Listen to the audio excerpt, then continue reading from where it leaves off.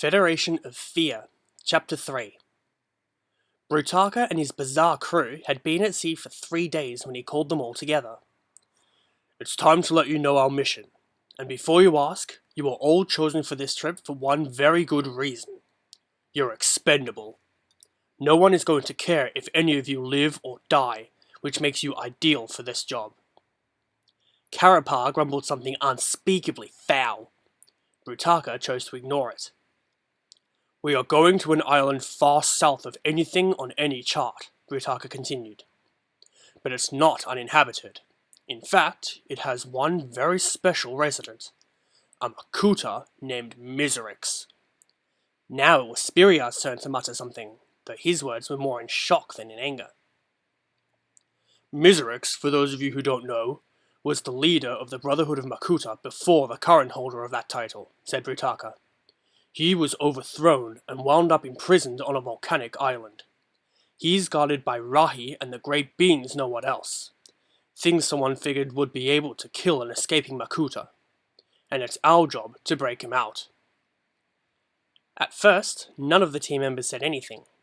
Then Takadok spoke up. And what do we get out of this? Money? Power? Our freedom?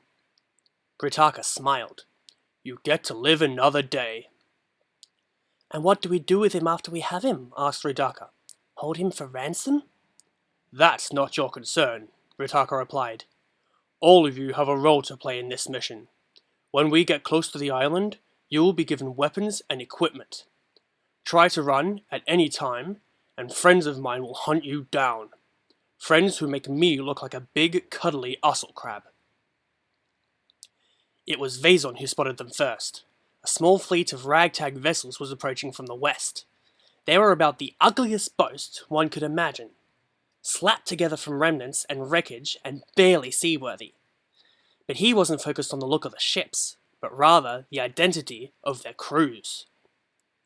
Zyglak! He shouted. The others rushed to the rail to look. Sure enough, the reptilian beings known as the Great Beings' Mistakes were manning the ships. Notoriously violent and destructive, Zyglak hated the Great Spirit Matanui and anything associated with him. It was doubtful they were paying a social call. Brutaka tried to steer the ship away from them, but the wind and waves were not cooperating. After a few minutes, he realized why. Makuta Spiriar was using his power over weather to keep the ship in place. Did you really think it would be this easy? Said Spiriar. I deduced our goal days ago and passed a message to my Zyglak friends through channels on stealth. Vaison looked horrified. He had spent many days a captive of the Zyglak not so long ago. It wasn't an experience he was anxious to repeat. Friends? Zyglak don't have friends, just meals they haven't eaten yet. They are outcasts, said Spiriar, and so am I. Now, Brutaka, I am taking command of this ship. We will be setting a new course for the island of Zakaz. It was there that I met defeat and disgrace.